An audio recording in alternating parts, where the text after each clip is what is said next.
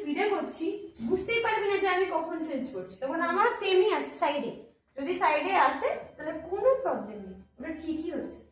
বুঝতে পারলাম কথা?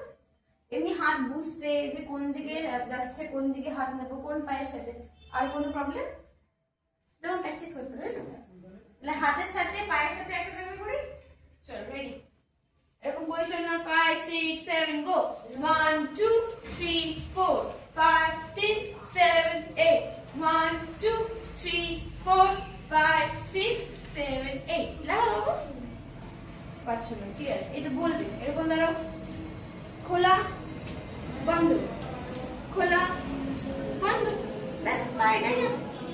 আর এবার এরকম হাত না, খুললাম না, হাত খুলেছে এই, আর বন্ধ, ঘুষি পাকা, ঘুষি এরকম ঘুষি, ঘুষি খুলবে না, এই 1 হাত কই, বন্ধ, এই চেঞ্জ।